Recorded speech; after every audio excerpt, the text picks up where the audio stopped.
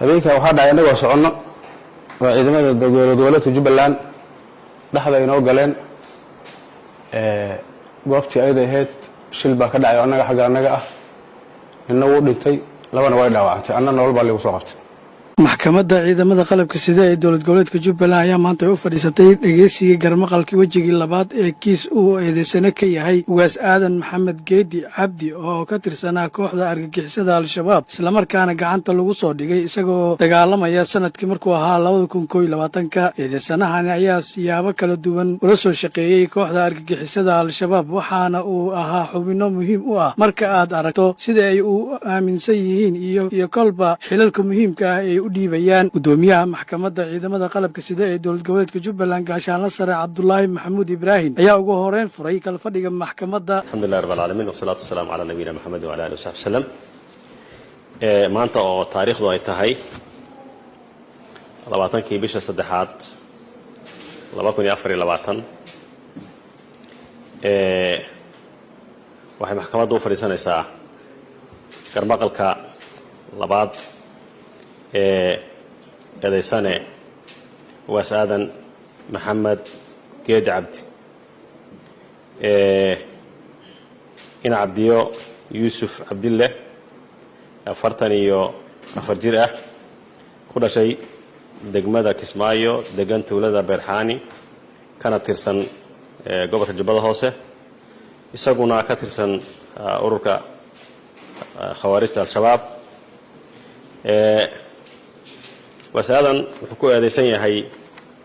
آيات القرآن كأح صدق يصدق سورة المائدة إياه وضبضا لا بقول صدق يتوان لا بقول أفر يتوان لا بقول لباتني يكو لا بقول لباتني لبا إياه بقول لحدني أفر حركة عقارة الصوماليات محكمة وحزوري يستقر مقل كمانتي هره يد حير لانتا يستفاعي هذا السنة وحرمنا ما أنت ديالي هذا إن أين نجسنه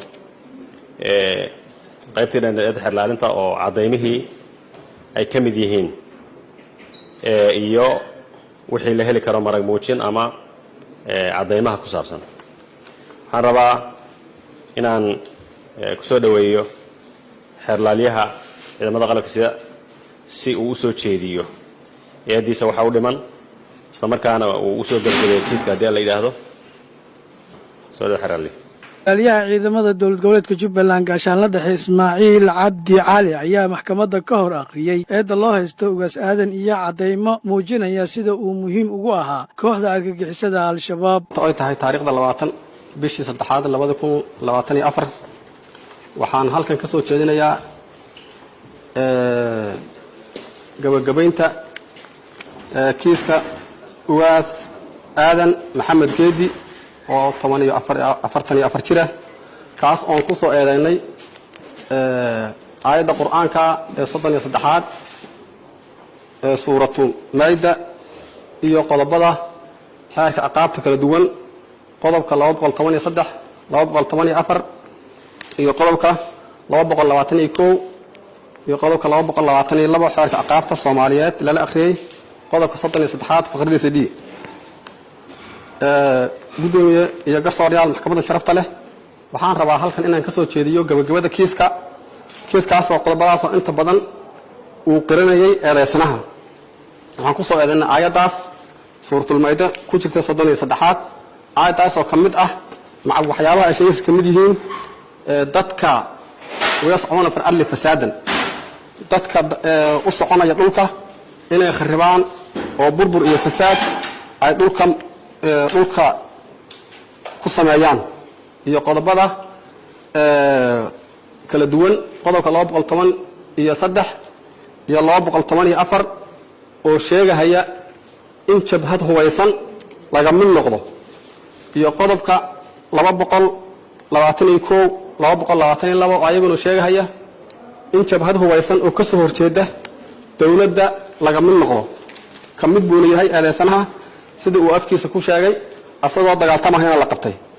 inta waa eeda iyo inta qodobada qiraalkii eedeysanaha markii la isku soo ururiyo in uu yiri jabhadaasan kamid ahay dagaal la waa lagu qabtay muddo badanna waan u shaqaynaya laga soo bilaabo 2008 ilaa 2018 oo hadana uu dib ugu soo laabtay ilaa hadda oo la soo qabto dagaal lagu soo qabtay mudana gudoomiye iyo garsoorayaal eedeysanaha wuxuu sheegay marka hore in uu wuxuu yiri waxa uu kalifay shabaab in aan ka mid noqdo cabsi mid deegaan aan ahay horaan baan u soo shaqeeyay yaan ayaga u shaqayn jiray marka dambe waxaan ugu beeray cabsi i qabatay ma uusan dhihin waa la dilay way xireen xabsi bay geliyeen xoolaha ay dhaceen wuxuu yiri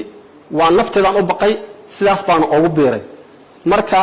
sharcigu wuxuu noo sheegayaa haddii meel aad ka cabsato in laga tagi karo boqolaal Soomaaliyeed waxaa joogto xoolaha banaanka jooga oo magaalada joogto marka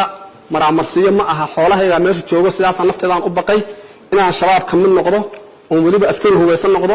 asagoo nin weyn ah oo xoolihi reer Ilaahay uu siiyay in uu qori qaado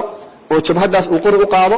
ma aha cudurdaal naftiisan oo muusan baqin hadduu naftiis u baqo xarigna muusan sheegin in la dilayna muusan sheegin ama dhaawac loo geystay marka ma aha maraamarsiyo midda kale wuxuu sheegay in